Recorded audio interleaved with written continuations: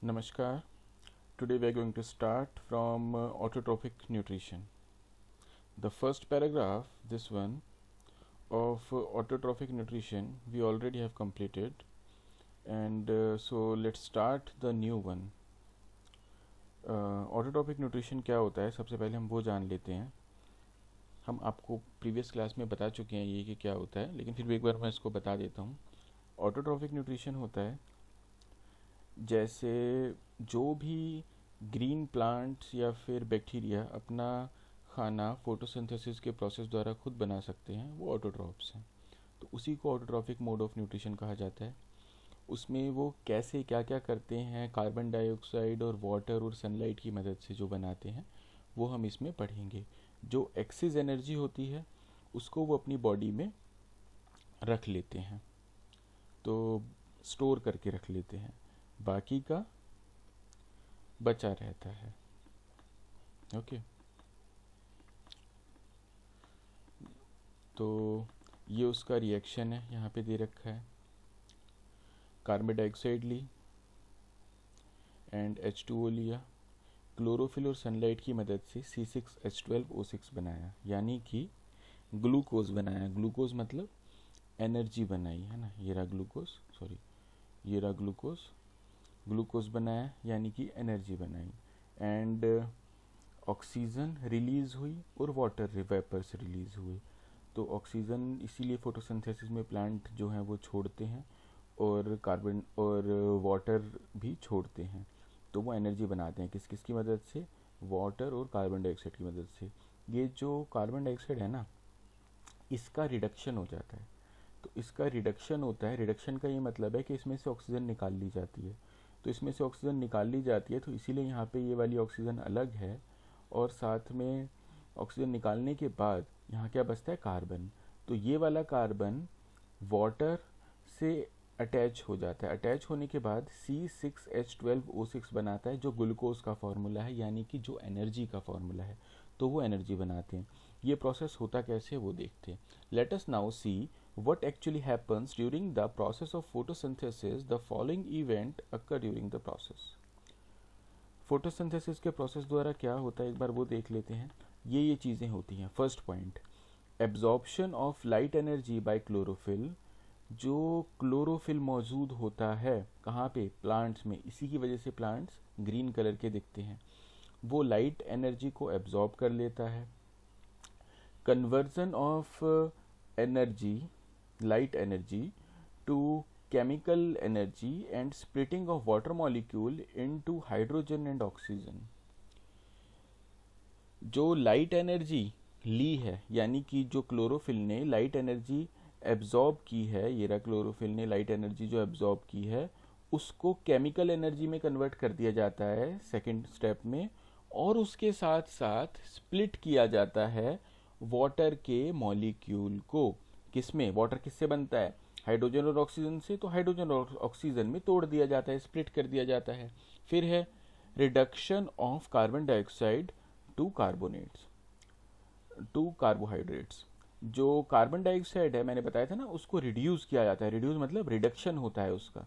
तो उसका रिडक्शन होता है और वो कार्बोहाइड्रेट्स बन जाता है, यानी कि एनर्जी बन जाता है. हमको पता है प्रीवियस क्लासेस से, carbohydrates is energy giving food. Okay, आगे चलते हैं. ये साइड में आपको स्ट्रक्चर दे रखा है लीफ का.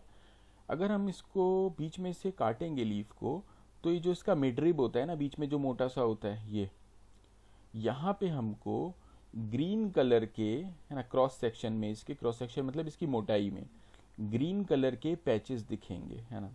वो क्या होते हैं, क्लोरोप्लास्ट. ये लिखा हुआ क्लोरोप्लास्ट होते हैं. ये ही क्लोरोफिल होते हैं, इन्हीं में ही क्लोरोफिल होता है. ठीक है. सेल ऑर्गेनल होते हैं ये, यानी कि सेल के अंदर के ऑर्गन्स होते हैं. चलो आगे पढ़ते हैं. These step need not to be taken one after another immediately. इस ये जो ऊपर हमने स्टेप पढ़े ना, स्टेप 1 स्टेप 2 स्टेप 3, है ना.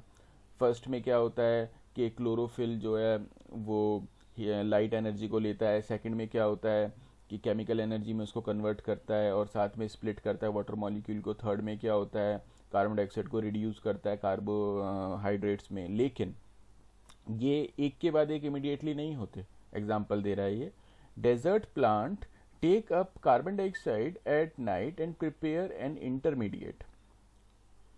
जो डेजर्ट प्लांट होते हैं वो रात को कार्बन डाइऑक्साइड लेते हैं और बीच में एक इंटरमीडिएट बना लेते हैं। इंटरमीडिएट का क्या मतलब है, बीच में कोई ऐसा सब्सटेंस बना लेते हैं इनके अलावा, इन तीनों के, which is acted upon by energy absorbed by the chlorophyll during the day.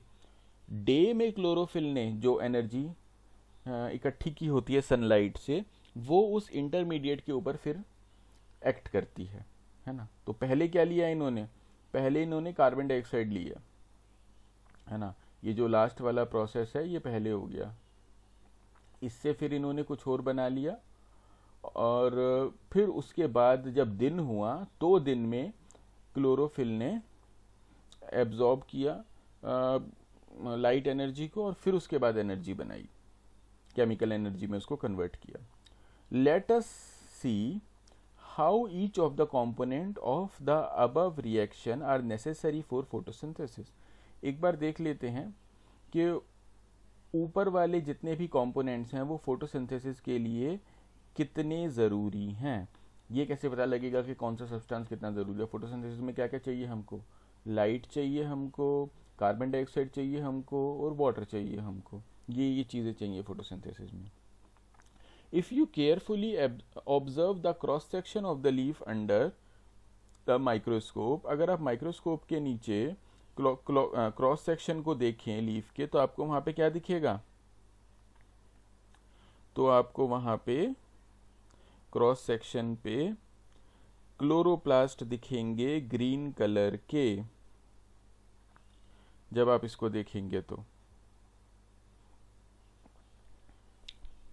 These green dots are cell organelles chloroplast। ये ग्रीन डॉट्स क्लोरोप्लास्ट होते हैं जो कि सेल ऑर्गेनल है, विच कंटेन क्लोरोफिल, जिनके अंदर क्लोरोफिल होता है। Let us do an activity which demonstrate that chlorophyll is essential for photosynthesis। एक एक्टिविटी देखते हैं, इससे हमको पता चलेगा कि क्लोरोफिल क्यों आवश्यक है फोटोसिंथेसिस के लिए। तो भाई एक्टिविटी कैसी होगी वो देखो। एक्टिविटी में आपको एक मनी प्लांट का पत्ता लेना है, ठीक है। मनी प्लांट की क्या विशेषता है, ये देखो, ये इन्होंने है, अल्दो मनी प्लांट का पत्ता है नहीं, लेकिन उसका स्ट्रक्चर ऐसा ही है, ए फिगर में देखो, है ना। मनी प्लांट में क्या होता है, कुछ तो ग्रीन कलर का पार्ट होता है और कुछ नॉन ग्रीन कलर का पार्ट होता है ना। नॉन ग्रीन जैसे येलोइश, ऐसे उसके ऊपर धब्बे पड़े होते हैं ना। अगर आपने मनी प्लांट का पत्ता देखा हो तो उधर ऐसे धब्बे होते हैं नॉन ग्रीन कलर के। तो इन्होंने बोला है कि कुछ टाइम के लिए, 3 दिन के लिए प्लांट को, मनी प्लांट को डार्क में रखो, डार्क रूम में, जिससे कि उसका सारा का सारा जो स्टार्च है वो यूज्ड अप हो जाए। क्यों, क्योंकि जो C6H12O6 बनाता है ना, एनर्जी बनाता है प्लांट सनलाइट में, वो जब स्टोर करता है एक्सेस को, एक्सेस मतलब ज़्यादा जब हो जाती है तो उसको स्टोर जो वो करता है तो किसकी फॉर्म में करता है, स्टार्च की फॉर्म में करता है स्टोर। तो अगर हम उसको 3 दिनों के लिए प्लांट को डार्क रूम में रखेंगे तो वो अपनी जो स्टोर्ड एनर्जी है वो यूज़ कर लेगा सारी, तो वो ख़त्म हो जाएगा स्टार्च उसके अंदर से।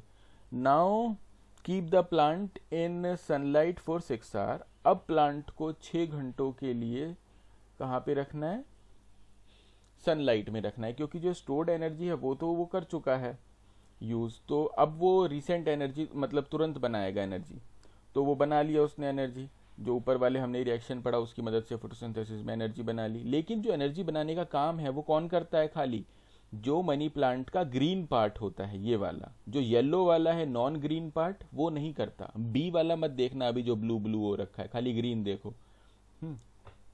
तो वो नहीं करता है। तो उस केस में हम ये प्रूव करना चाहते हैं कि जो क्लोरोफिल है वो कितना ज़रूरी है और वो क्या काम करता है।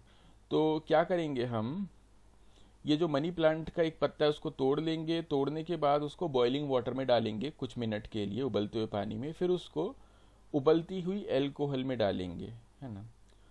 तो एल्कोहल में डालने के बाद उसको निकालेंगे, है ना। निकालने के बाद क्या कह रहे हैं ये, अब उस लीफ को डाइल्यूटेड सॉल्यूशन ऑफ आयोडीन में डालेंगे कुछ मिनट के लिए, ठीक है।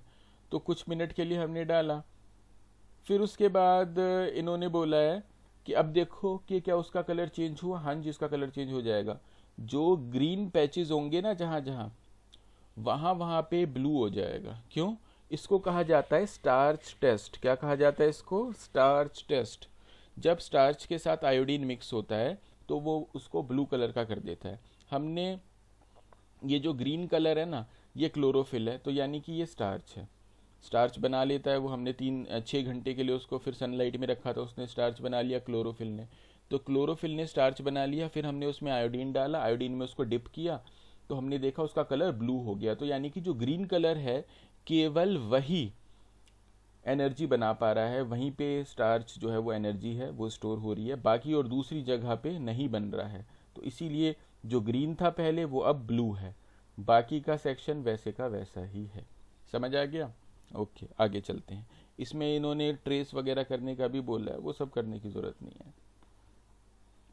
फिर उसके बाद now let us study how the plant obtain carbon dioxide. अभी हमने देखा कि क्लोरोफिल कितना ज़रूरी है, वही जो है एनर्जी बनाता है। अब देखते हैं कि कार्बन डाइऑक्साइड कैसे प्राप्त करते हैं plant. In class 9th we have talked about stomata. Class 9th में हमने स्टोमेटा के बारे में पढ़ा था। These are tiny pores present on the surface of the leaves. ये टाइनी पोर्स होते हैं, टाइनी छिद्र होते हैं जो लीफ की सरफेस पे होते हैं। Which are tiny pores present on the surface of the leaves.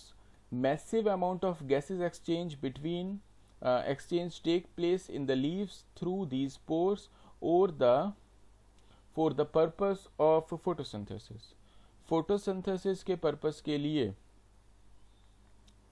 जो गैसेस का एक्सचेंज होता है, यानी कि पत्ते जो हैं वो कार्बन डाइऑक्साइड लेते हैं और ऑक्सीजन छोड़ते हैं, वो किसके थ्रू छोड़ते हैं? स्टोमेटा के थ्रू। ये रहा स्टोमेटा। ये जो दो काजू जैसे जो आपको दिख रहे हैं वो स्टोमेटा है। बीच में स्टोमेटा का पोर है, यहाँ से जो बीच का सेक्शन है, यहाँ से जो गैस है वो जाती है अंदर और बाहर भी आती है। और ये जो काजू हैं ये गार्ड सेल्स हैं, और ये जो ग्रीन कलर के दिख रहे हैं आपको ये स्टोमेटा है, सॉरी ये क्लोरोप्लास्ट है। ये जो गार्ड सेल हैं ये बंद होते हैं और खुलते हैं। जब ये बंद होते हैं तो गैस एक्सचेंज नहीं होती है, जब ये खुलते हैं तो गैस एक्सचेंज होती है।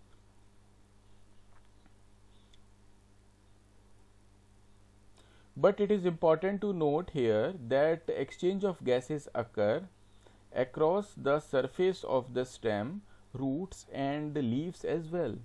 इन्होंने बोला है कि जो गैसेस का एक्सचेंज है वो खाली पत्तों में ही नहीं होता, वो स्टेम में भी होता है, रूट्स में भी होता है और लीव्स में भी होता है, तीनों में होता है।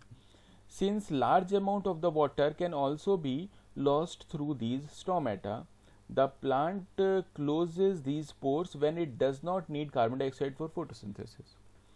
तो इसी वजह से इन पोर्स के थ्रू बहुत ज़्यादा अमाउंट में पानी भी लूज होता है, यानी निकलता है बाहर। इन पोर्स से पानी भी बाहर निकलता है क्योंकि तीनों जगह पे होते हैं ये पोर्स। जब गैस नहीं चाहिए होती प्लांट को फोटोसिंथेसिस के लिए, कार्बन डाइऑक्साइड नहीं चाहिए होता, तब ये बंद हो जाते हैं। The opening and closing of pores is the function of guard cells. जो ओपन करना है पोर को या क्लोज करना है, ये किसका काम होता है? गार्ड सेल का काम होता है ना। हमने देखा है गार्ड सेल ही ओपन कर रहे हैं, गार्ड सेल ही क्लोज कर रहे हैं। The guard cell swell when water flows into them.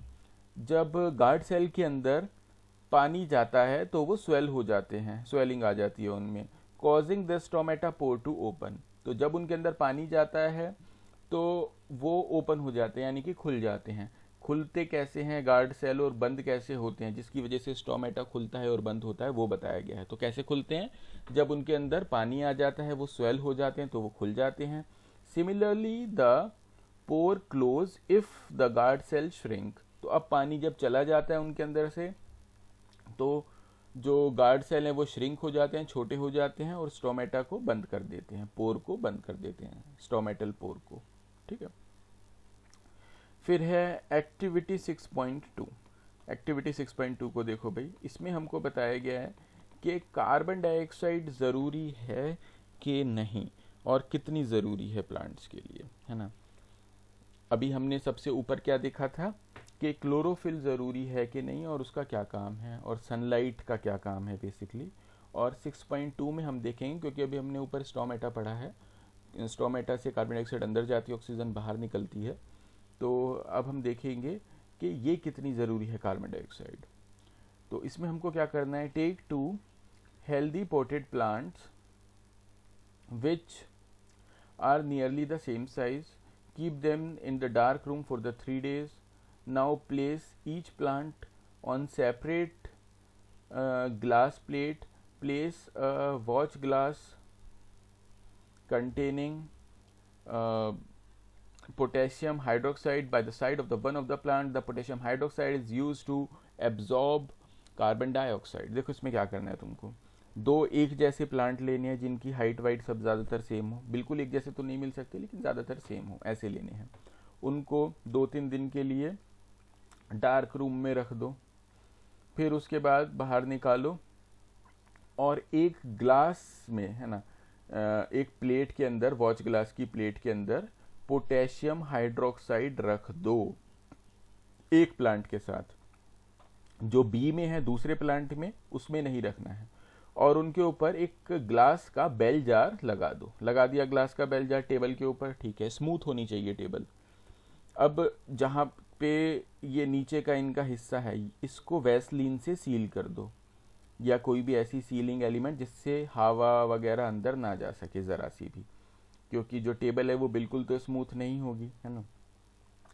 तो हम क्या देखेंगे, हम ये देखेंगे इसको ऐसे सील करने के बाद रख दो, है ना, दोनों प्लांट को कवर करके 2 घंटे के लिए, फिर हटा दो कवर। एक में तो हमने क्या रखा था, पोटेशियम हाइड्रोक्साइड, दूसरे में पोटेशियम हाइड्रोक्साइड नहीं रखा था। तो फिर दोनों के पत्ते लो, है ना, दोनों के प्लांट के एक एक पत्ते लिया और उसके ऊपर आयोडीन टेस्ट करके देखो, जो हमने प्रीवियस वाले में किया था। आयोडीन टेस्ट जब हम करेंगे कि क्लोरोफिल में स्टार्च है या नहीं, तो हम पाएंगे कि जो पहले वाला था ए, जिसके अंदर पोटेशियम हाइड्रोक्साइड हमने रखा था प्लेट में, उसका कलर नहीं चेंज हुआ है आयोडीन से। जो कि दूसरे वाला था उसका कलर आयोडीन से ब्लू हो जाएगा, वो चेंज हो जाएगा। तो ऐसा क्यों? जो पोटेशियम हाइड्रोक्साइड होती है वो बहुत ज़्यादा सेंसिटिव होती है, बहुत ज़्यादा रिएक्टिव होता है। तो वो क्या करेगी, कार्बन डाइऑक्साइड के साथ रिएक्ट करेगी। तो जार के अंदर की जितनी भी कार्बन डाइऑक्साइड होगी उसके साथ पोटेशियम हाइड्रोक्साइड रिएक्ट कर लेगी और उसको ख़त्म कर देगी, अपने अंदर ले लेगी, मतलब कोई नया प्रोडक्ट बना लेगी, बताएंगे वो भी। और अंदर कार्बन डाइऑक्साइड खत्म होने की वजह से जो पौधा है वो फोटोसिंथेसिस नहीं कर पाएगा।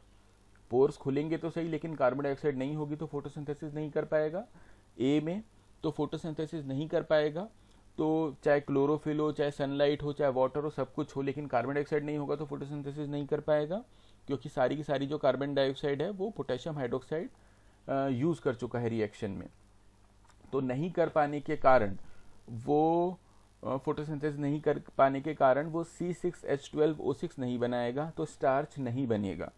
स्टार्च नहीं बनेगा। C6H12O6 एनर्जी होती है जो कार्बोहाइड्रेट की फॉर्म में होती है, जो स्टार्च की फॉर्म में होती है, वो स्टोर होती है प्लांट में, तो वो नहीं बना पाएगा। तो इसीलिए जो आयोडीन है वो भी स्टार्च टेस्ट उसके ऊपर नहीं परफॉर्म कर सकता, कलर सेम रहेगा। जबकि दूसरे वाले में कार्बन डाइऑक्साइड जार के अंदर भरी हुई थी, तो इसीलिए वो फटाफट से बना लेगा स्टार्च। तो जब हम दूसरे वाले पत्ते से टेस्ट करेंगे तो वो ब्लू कलर का हो जाएगा।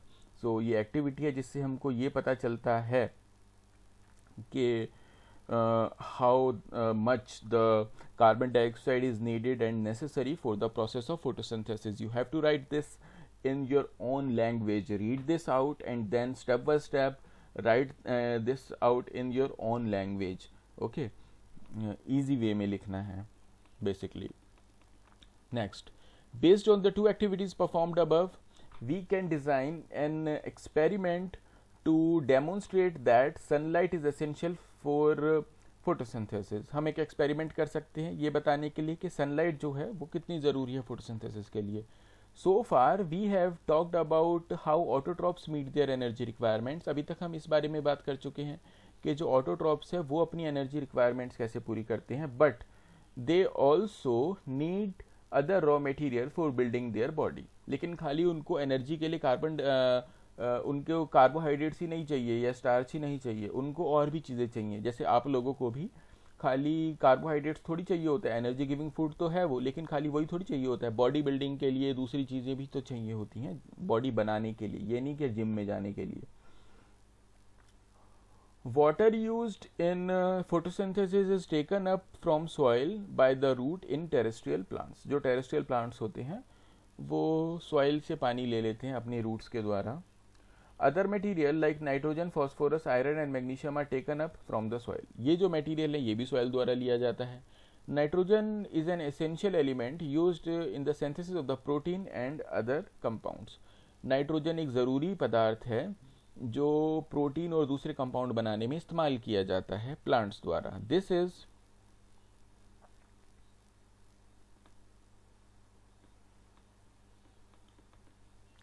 Taken up in the form of inorganic nitrates और nitrites, or it is taken up as organic compounds which have been prepared by the bacteria from the atmospheric nitrogen। या तो ये नाइट्रेट्स और nitrites के form में ले लिया जाता है मिट्टी से, और या फिर जो बैक्टीरिया होता है, हम नाइट्रोजन फिक्सेशन बैक्टीरिया के बारे में ऑलरेडी पढ़ चुके हैं छोटी क्लासेस में, वो एटमॉस्फेयर से नाइट्रोजन को फिक्स कर देता है प्लांट्स के रूट पे, तो वहाँ पे भी वो ले लिया जाता है। Next is heterotrophic nutrition. Heterotrophic nutrition क्या होता है? हेट्रोट्रॉप्स अपना खाना खुद नहीं बना सकते, जैसे कि हम लोग, जानवर, ये सब, तो उनके न्यूट्रिशन के बारे में पढ़ते हैं। Each organism is adapted to its environment. हर एक ऑर्गेनिज्म की एडेप्टेशन होती है अपने एनवायरनमेंट के लिए। The form of nutrition differs depending on the type and the availability of food material, as well as how it is obtained by the organism। किस form में न्यूट्रिशन लेंगे ये डिपेंड करता है कि आसपास क्या फूड अवेलेबल है जानवर के, है ना। अगर कुछ अवेलेबल ही नहीं है तो वो खा ही नहीं सकता, और कैसे वो उसको प्राप्त करता है। For example, whether the food source is stationary और मोबाइल। जो फूड सोर्स है वो स्टेशनरी है, यानी कि प्लांट्स हैं, ग्रास है, घास है, या फिर मोबाइल है, जैसे कि डियर। डियर मतलब घूमता रहता है ना, वो डियर जो हिरण होता है वो घूमता रहता है, तो शेर है वो हिरण को खाएगा तो वो घूमता रहेगा, तो इसीलिए उसकी एडेप्टेशन अलग है, उसकी खाने वाने की चीज़ें अलग है, उसके अंदर का सारा अलग है, और जो घास खाते हैं उनके अंदर का सारा अलग है। would allow for difference in how the food is accessed and what is the nutritive apparatus used by a cow and a loin। There is a range of strategies by which food is taken in and used by the organism। बहुत सारी strategies हैं कि खाने को organism कैसे इस्तेमाल करता है और कैसे वो उसको use करता है, utilize करता है अपने शरीर में। Some organism break down the food material outside the body। कुछ organism खाने को बाहरी तोड़ लेते हैं, and then absorb it, फिर इसको absorb करते हैं। Example are fungi like bread molds, yeast and mushrooms। ये तीनों लोग क्या क्या, ब्रेड मोल्ड्स, यीस्ट और मशरूम्स क्या करते हैं, खाने को पहले बाहर ब्रेक करते हैं, उसके बाद अंदर एब्जॉर्ब करते हैं। Others taken in whole material and break it down inside their body। बाकी के कुछ ऐसे भी हो सकते हैं जो पूरे के पूरे को एक साथ खा लें और फिर उसके बाद बॉडी के अंदर उसको तोड़ें। What can be taken in and broken down depends on the body design and functioning। आपकी बॉडी कैसे काम करती है और उसकी फंक्शनिंग कैसे है ना, और डिज़ाइन कैसा है, उसके ऊपर डिपेंड करता है कि आप खाना कैसे खाएंगे। Some other organisms derive nutrition from plants or animals without killing them। कुछ ऑर्गेनिज्म ऐसे होते हैं बिना मारे ही खा जाते हैं, या तो खा जाते हैं और या फिर उनसे चुपके से न्यूट्रिशन डिराइव करते हैं।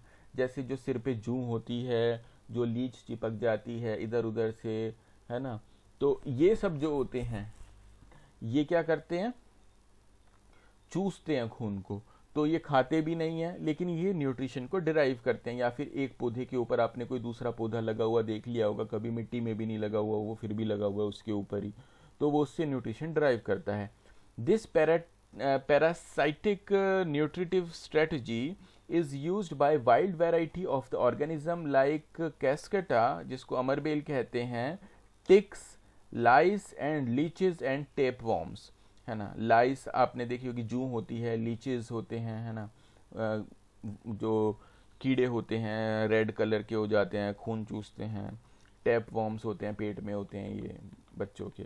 तो ये सभी जो होते हैं ये ऐसे होते हैं जो न्यूट्रिशन को ड्राइव करते हैं। How do organism obtain their nutrition, जो ऑर्गेनिज्म है वो अपना न्यूट्रिशन कैसे प्राप्त करते हैं वो देखते हैं। Since the food and the way it is obtained differ, the digestive system is different in various organisms।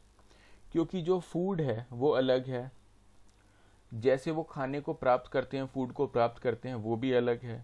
The digestive system is different in various organisms, तो जो डाइजेस्टिव सिस्टम है वो भी अलग अलग ऑर्गेनिज्म में अलग अलग होते हैं। ह्यूमन में भी डाइजेस्टिव सिस्टम होता है ना, वो अलग होता है।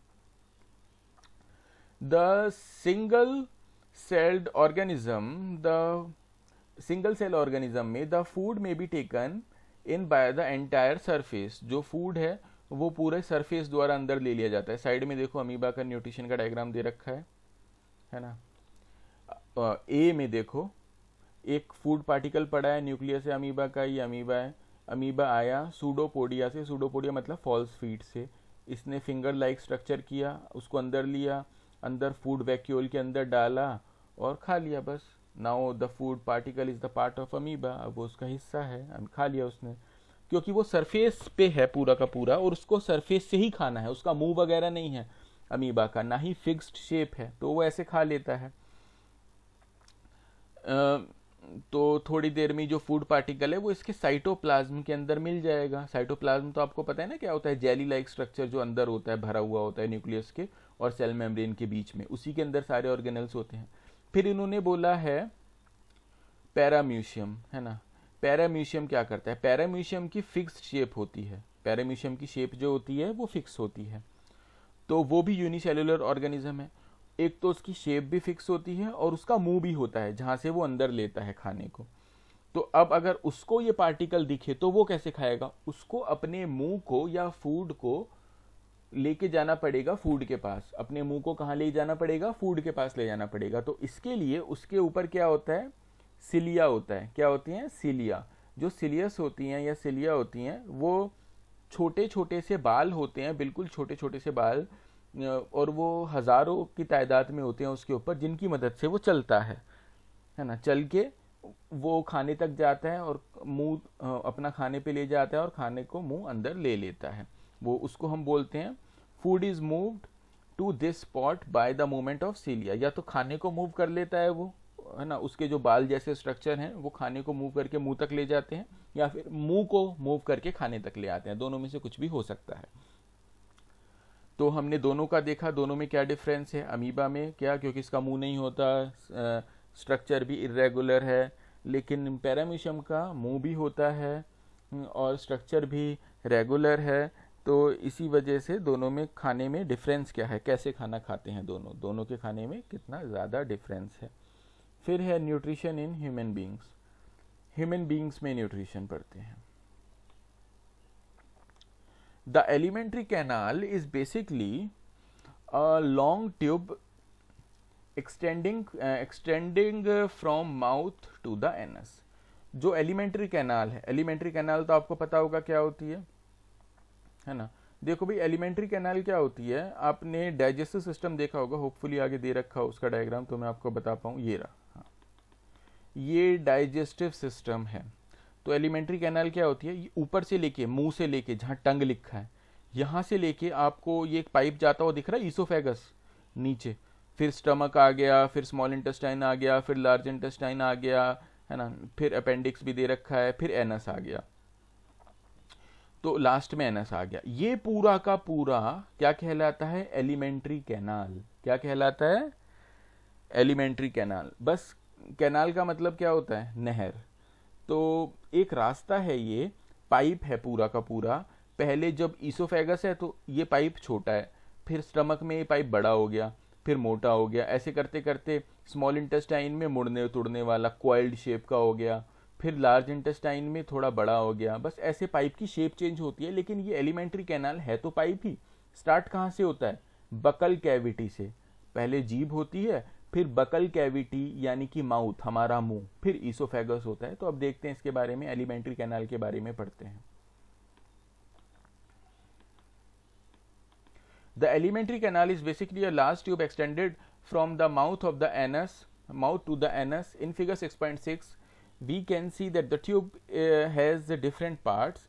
Various regions are specialized to perform their functions. What happens to the food once it enters our body? We shall discuss this process here.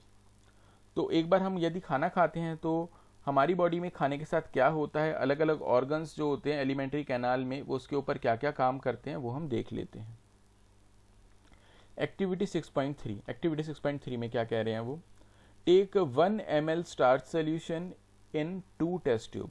2 test tube में 1 ml स्टार्च सोल्यूशन लो। ठीक है, ए और बी उसका मार्क कर दो। Add 1 ml saliva to test tube A. एक test tube ए में थूक दो 1 ml, एग्जैक्टली 1 ml थूक होना चाहिए, और उसको 20 से 30 मिनट के लिए अनडिस्टर्ब्ड छोड़ दो दोनों टेस्ट ट्यूब्स को। अब आयोडीन लो और दोनों टेस्ट ट्यूब में डालो ड्रॉप बाय ड्रॉप करके। हम देखेंगे जो टेस्ट ट्यूब ए है उसका कलर नहीं चेंज हुआ है, लेकिन जो टेस्ट ट्यूब बी है उसका कलर चेंज हो गया। तो इस बात से हमको क्या पता चलता है? जो ए था उसमें हमने थूक डाला था, यानी कि सलाइवा डाला था, तो उस सलाइवा ने जो स्टार्च था उसको कन्वर्ट करके शुगर में चेंज कर दिया है ना, उसको कन्वर्ट कर दिया किसमें? शुगर में। तो जो शुगर है वो तो स्टार्च टेस्ट परफॉर्म नहीं कर सकती है ना, तो इसीलिए आयोडीन ने उसका कलर नहीं चेंज किया। लेकिन जो हम बी में देखेंगे उसमें कलर चेंज हो गया क्योंकि उसमें स्टार्च था। तो इस बात से क्या पता चलता है? जो डाइजेशन का प्रोसेस है वो हमारे मुंह से ही शुरू हो जाता है। बकल कैविटी, मुंह को क्या कहते हैं साइंस में? Buccal cavity. बकल कैविटी से ही शुरू हो जाता है। तो जब थूक खाने के अंदर मिलता है तो वो खाने को डाइजेस्ट करना शुरू कर देता है मुंह में से ही। समझ आ गया? और जो स्टार्च होता है, अगर आप चावल खाएंगे क्योंकि उसमें स्टार्च होता है, तो वो भी ऐसे ही हो जाएगा। जो रोटी का टुकड़ा है वो भी ऐसे ही हो जाएगा। वो थोड़ी देर में किस में चेंज हो जाएगा? शुगर में चेंज हो जाएगा। ठीक है, तो इस एक्टिविटी से ये पता चलता है। और आयोडीन तो शुगर के साथ रिएक्ट नहीं करता, तो इसीलिए कलर नहीं चेंज होगा। और बी में केवल स्टार्च था, उसमें हमने थूक नहीं डाला था, तो उसका कलर चेंज हो जाएगा, ब्लू कलर का हो जाएगा। We eat various types of food which has to pass through the same digestive tract. हम अलग अलग तरीके का खाना खाते हैं और सभी तरीके का खाना इसी एक मुंह से खाते हैं और इसी डाइजेस्टिव ट्रैक से पास होता है। Naturally the food has to be processed to generate particles which are smaller and of same texture. ज़्यादातर जो खाना है, फूड है, उसको प्रोसेस करके ऐसे पार्टिकल्स में बदल दिया जाता है जो छोटे होते हैं और सेम टेक्सचर के होते हैं, है ना। हम मुंह से जो चबाते हैं उसको छोटा कर देते हैं और सेम टेक्सचर का कर देते हैं। This is achieved by crushing the food with our teeth. Since the lining of the canal is soft, the food is also wetted to make its passage smooth. जो पैसेज है वो smooth होना चाहिए खाने का, यानी कि जो खाना है वो स्मूथली आगे बढ़ना चाहिए एलिमेंट्री कैनाल के अंदर, ईसोफेगस के अंदर, क्योंकि वो काफ़ी सॉफ्ट होता है। तो इसीलिए वेट कर दिया जाता है उसको। वेट का मतलब गीला कर दिया जाता है थूक से, और छोटे छोटे पीस में डिवाइड कर दिया जाता है। This is actually not only water but a fluid called saliva secreted by सलीवरी gland. सलीवरी gland द्वारा जो सलाइवा सिक्रीट होता है, जो हमारे मुंह में पानी भर जाता है, जिसको हम कहते हैं मुंह में पानी आ गया किसी खाने को देख के, तो वो सलाइवा होता है, उसका मिक्स होना जरूरी है। Another aspect of the food we ingest is its complex nature. जो खाना हम अंदर लेते हैं, दूसरा एस्पेक्ट उसका ये है कि उसकी नेचर कॉम्प्लेक्स है। क्यों कॉम्प्लेक्स है? क्योंकि वो अलग अलग न्यूट्रिशन है, उसमें अलग अलग तरीके का खाना हम खा रहे हैं और वो न्यूट्रिशन डायरेक्टली हमारी बॉडी यूज नहीं कर सकती। If it is to be absorbed from alimentary canal, it has to be broken into smaller molecules. अगर एलिमेंट्री कैनाल उसको हम चाहें कि एब्जॉर्ब कर ले, एलिमेंट्री कैनाल कैसे एब्जॉर्ब करेगी उसको?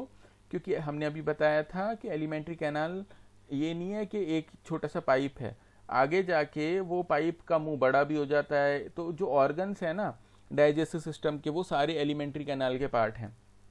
तो एलिमेंट्री कैनाल उसको एब्जॉर्ब करती है, यानी कि जो डाइजेस्टिव सिस्टम के ऑर्गन्स हैं वो उसको एब्जॉर्ब करते हैं, अपने अंदर समाते हैं। तो हम अगर ये चाहते हैं कि वो उसको समाएं, अपने अंदर एब्जॉर्ब करें, तो इसीलिए स्मॉलर मॉलिक्यूल्स में ब्रेक होना खाने का ज़रूरी है।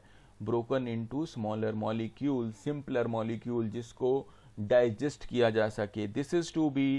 This is done with the help of biological catalyst called enzymes. ये हम किसकी मदद से करते हैं? Biological catalyst. बायोलॉजिकल मतलब जीवित होते हैं वो, और कैटलिस्ट का मतलब ऐसी चीज, कैटलिस्ट का मतलब ऐसी चीज जो किसी रिएक्शन की स्पीड को तेज कर दे। तो बायोलॉजिकल कैटलिस्ट होते हैं, एंजाइम्स होते हैं, वो उसको तेज कर देते हैं रिएक्शन को और खाने को पचाते हैं।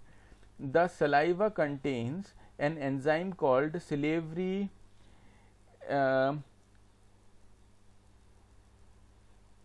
amylase,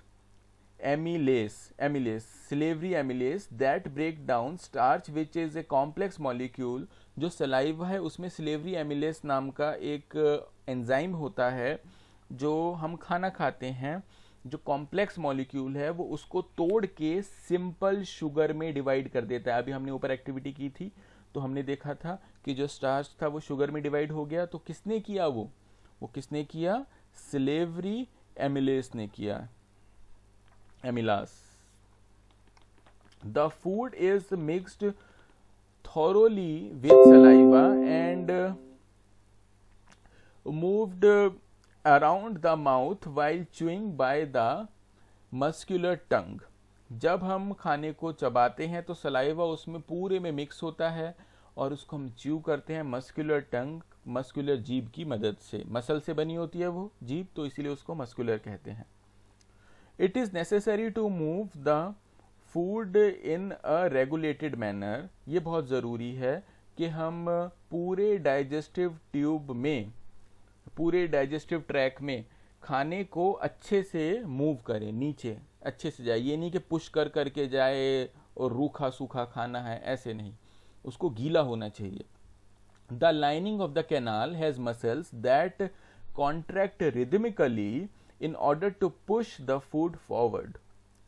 जो एलिमेंट्री कैनाल है पूरी, इसके अंदर एक मूवमेंट होती है ना, उसको बोलते हैं परिस्टैटिक मूवमेंट। जो परिस्टैटिक मूवमेंट होती है उसका क्या काम होता है? वो रिदमिकली मूव कर रही होती है, यानी कि हिला रही होती है पूरी कैनाल को धीरे धीरे करके।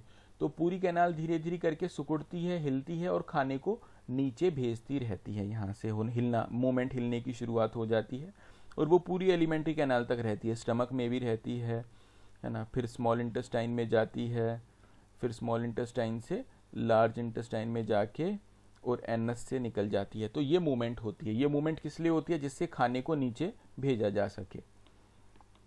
From the mouth the food is taken to the stomach through the food pipe और ईसोफेगस। जो खाना है वो फूड पाइप या ईसोफेगस द्वारा नीचे लिया जाता है। The stomach is a large organ. जो स्टमक है उसके बाद स्टमक आ जाता है, वो एक लार्ज ऑर्गन होता है, बड़ा सा ऑर्गन होता है। Which expands when food enters it, जो फूल जाता है जब खाना उसमें आता है। The muscular wall of the stomach helps in mixing the food thoroughly with more digestive juices. जो स्टमक की लाइनिंग होती है, यानी कि स्टमक की जो बाउंड्रीज होती है, वो डाइजेस्टिव जूसेस सिक्रीट करती हैं और वो मदद करती है डाइजेस्टिव जूसेस को खाने में मिक्स होने के लिए, कि अच्छे से खाने में मिक्स हो जाए जो डाइजेस्टिव जूसेस हैं। The digestion in stomach is taken care by the gastric glands present in the wall of the stomach. जो डाइजेशन है उसका ख्याल कौन रखता है? गैस्ट्रिक ग्लैंड्स होते हैं जो स्टमक के लाइनिंग के अंदर होते हैं, gastric glands. These release hydrochloric acid, a protein digesting enzyme called pepsin and mucus. जो गैस्ट्रिक ग्लैंड्स होते हैं which are present in the stomach's lining actually releases hydrochloric acid. Number 1, hydrochloric acid को release करते हैं। दूसरा, एक protein को release करते हैं, प्रोटीन डाइजेस्टिंग एंजाइम को रिलीज करते हैं जिसका नाम पेप्सिन होता है। इसी के नाम के ऊपर पेप्सी जो आप लोग पीते हैं उसका नाम पड़ा है। पहले लोग मानते थे कि जो पेप्सी कोल्ड ड्रिंक है वो डाइजेस्ट करता है खाने को, जबकि ये सही नहीं है, वो खाने को ख़राब कर देता है। लेकिन पहले इतनी रिसर्च नहीं होती थी तो इसीलिए लोग पागल बन जाते थे और पेप्सी कंपनी ने खूब पैसा कमाया है। तो बेसिकली आप ये जान लो कि जो स्टमक है वो हाइड्रोक्लोरिक एसिड को रिलीज करता है, स्टमक लाइनिंग है ना, और दूसरा जो स्टमक लाइनिंग के अंदर गैस्ट्रिक ग्लैंड्स हैं वो हाइड्रोक्लोरिक एसिड को रिलीज करते हैं, दूसरा पेप्सिन नामक एंजाइम को रिलीज करते हैं, और म्यूकस जो लेयर होती है उसको रिलीज करते हैं। The hydrochloric acid create an acidic medium which facilitates the action of enzyme pepsin. जो हाइड्रोक्लोरिक एसिड है वो एक एसिडिक मीडियम बनाता है, यानी कि खाने में एसिड भर देता है, जिसकी वजह से जो पेप्सिन नाम का एंजाइम है वो अपना काम कर पाता है। What other function do you think is served bye acid? Acid और क्या क्या कर सकता है वो भी जान लो। क्या कर पाएगा एसिड?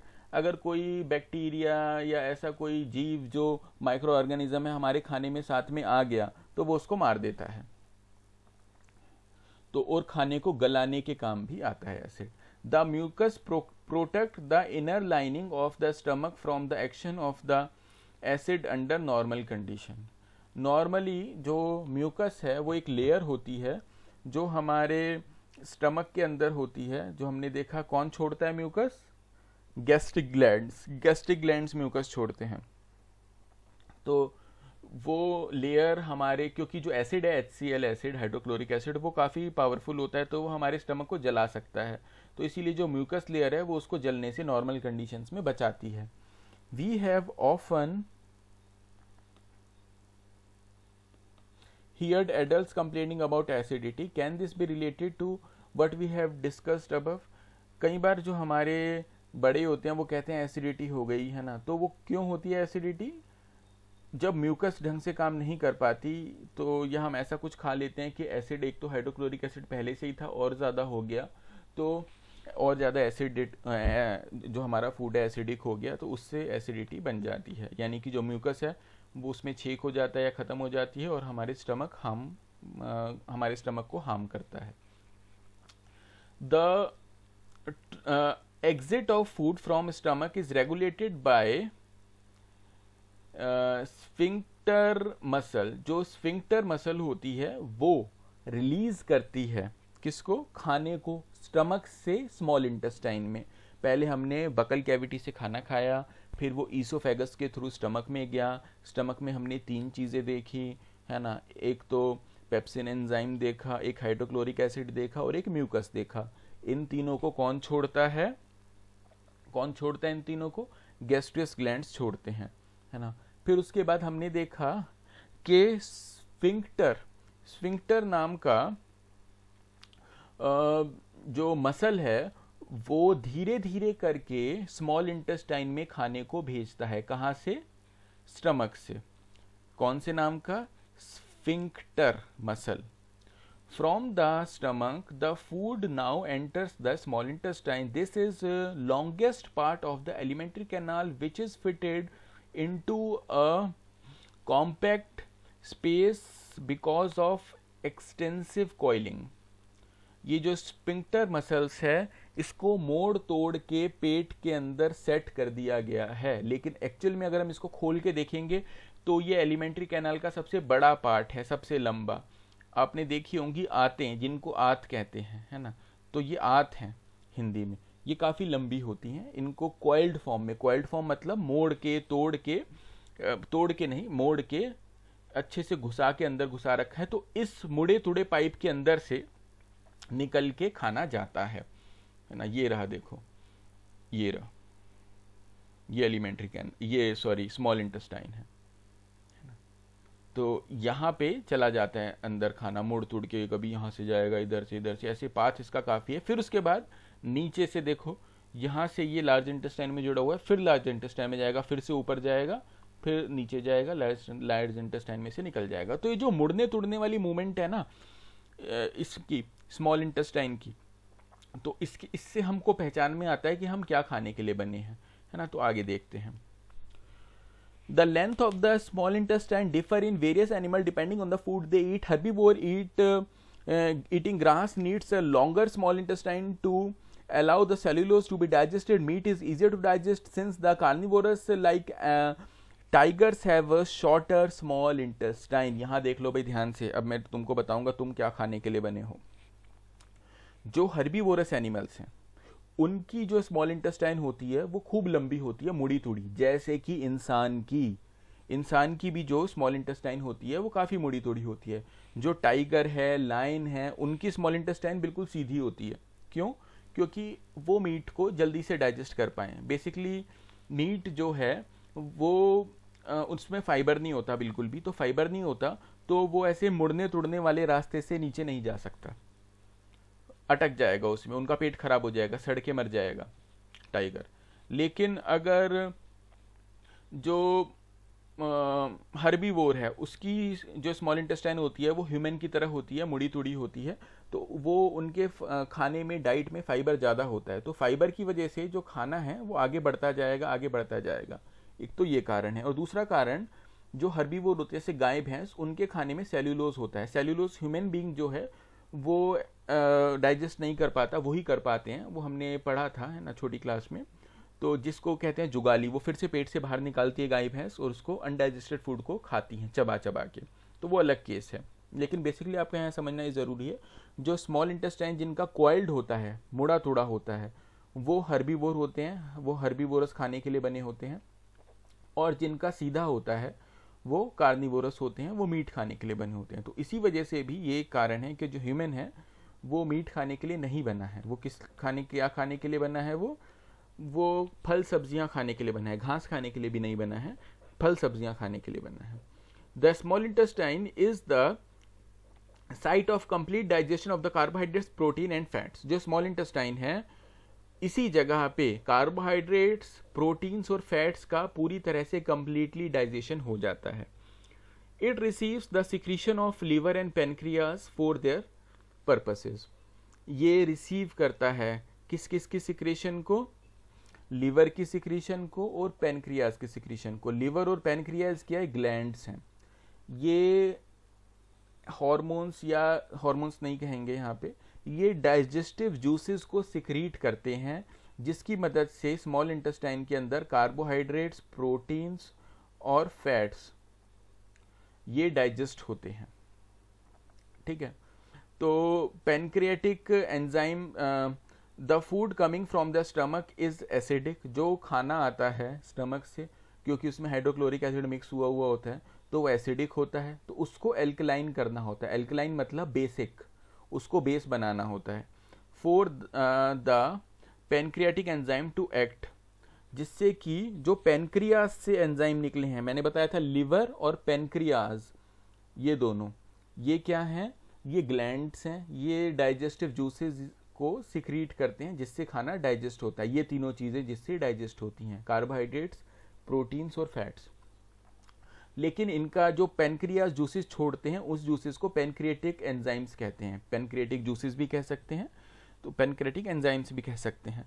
तो जो पेनक्रियाटिक एंजाइम्स होते हैं ना, जो वो छोड़ते हैं, वो एसिडिक खाने के ऊपर काम नहीं कर सकते, उनको एल्कलाइन चाहिए, यानी उनको बेसिक चाहिए.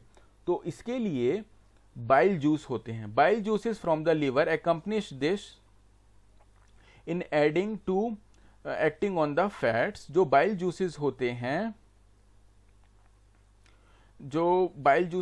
हैं, जो लिवर छोड़ता है, वो फैट के ऊपर काम करते हैं. Fats are present in the intestine in the form of large globules which makes it difficult for enzyme to act on them.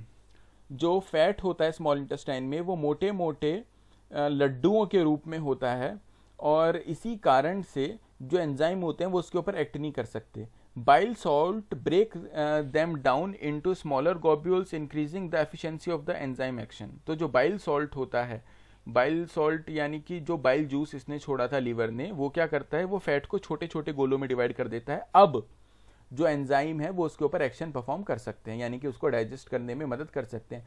This is similar to the engulfic action of the soap on the dirt we have learned about in chapter 4. ये अभी हमने नहीं पढ़ा है. The pancreas secretes pancreatic juices which contains enzymes like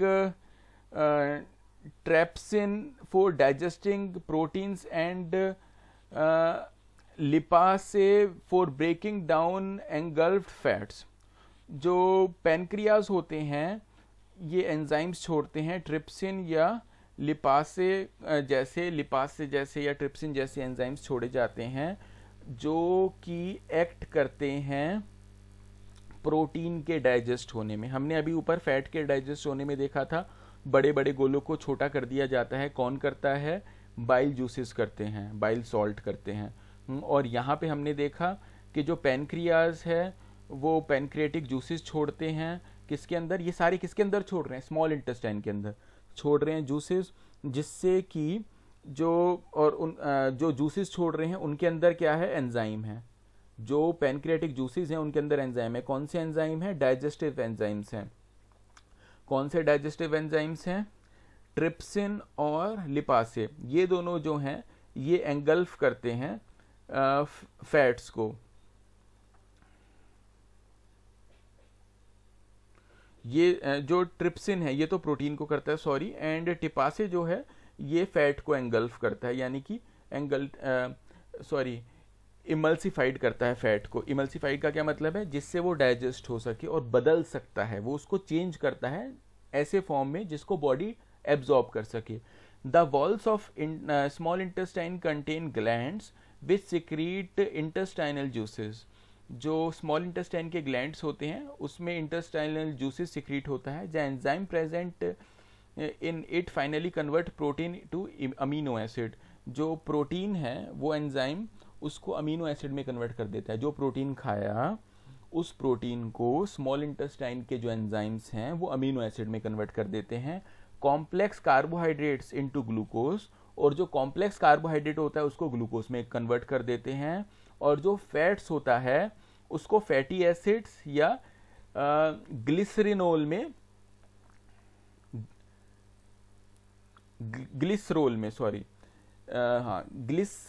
convert कर देते हैं। तो जो प्रोटीन है उसको अमीनो एसिड में कन्वर्ट कर देते हैं, जो कॉम्प्लेक्स कार्बोहाइड्रेट है उसको ग्लूकोज में कन्वर्ट कर देते हैं, और जो फैट्स है उसको फैटी एसिड्स में और ग्लिसरोल में कन्वर्ट कर देते हैं। ठीक है, कौन कर देते हैं कन्वर्ट? स्मॉल इंटेस्टाइन के एंजाइम्स। कौन कौन से एंजाइम्स होते हैं ये हम ऊपर देख चुके हैं।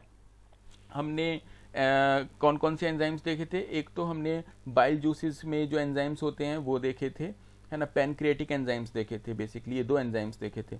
जो बाइल जूसेस के एंजाइम्स होते हैं वो लीवर सिक्रीट करता है और पैनक्रियाटिक एंजाइम्स को पैनक्रियास सिक्रीट करता है। पैनक्रियाटिक एंजाइम्स दो टाइप के हमने देखे थे। ट्रिप्सिन फॉर डाइजेस्टिंग प्रोटीन, जो प्रिस्टिन है वो प्रोटीन को डाइजेस्ट करता है, और लिपासे जो है वो फैट्स को डाइजेस्ट करता है। ये सभी आपको लर्न होना चाहिए, ठीक है, और इसके स्पेलिंग्स भी। Digested foods is taken by the wall of the intestine. जो डाइजेस्टेड फूड है वो इंटेस्टाइन की दीवारों द्वारा ले लिया जाता है। The inner lining of the small intestine has numerous finger like projection called villi which increase the surface area of the absorption. The villi are richly supplied with blood vessels which take up and absorb the food to each and every cell of the body, where it is utilized for obtaining energy, building up new tissues, and the repair of the old tissues.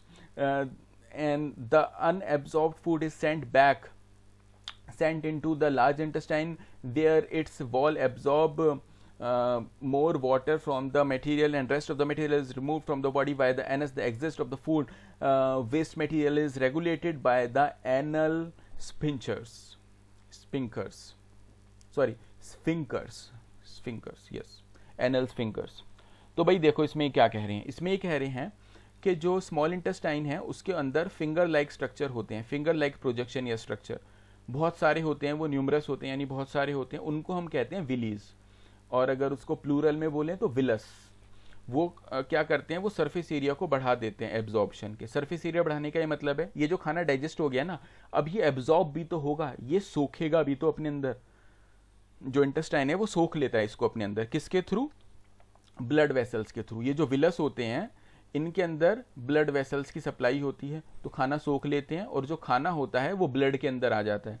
फिर blood के अंदर आके, क्योंकि blood तो body के हर एक cell तक जाता है, कनेक्टिव टिश्यू है ब्लड, तो वो बॉडी के हर एक सेल तक उस खाने को पहुंचा देता है, और वहाँ पे जो every cell of the body के हर एक सेल वहाँ पे एनर्जी बनाने के लिए उसको यूटिलाइज करता है, और जो भी कोई वियर टीयर होता है रिपेयर करने के लिए ओल्ड टिश्यूज़ को, इन सब चीज़ों में यूटिलाइज करता है उस खाने को।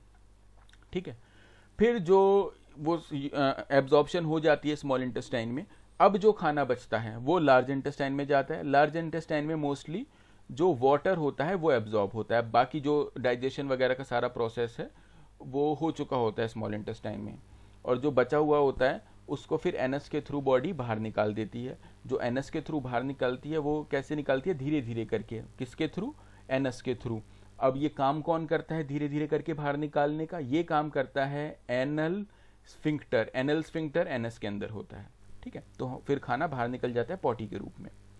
तो यहाँ तक हमारा चैप्टर हो गया है। आप लोगों को ये वाले क्वेश्चन आंसर्स भी ढूंढ ढूंढ के मार्क करने हैं और याद करने हैं, लिखने हैं। पूरा चैप्टर अभी तक का पढ़ना है बार बार, और जो एक्टिविटीज़ हैं वो भी अपने वर्ड्स में लिखनी है।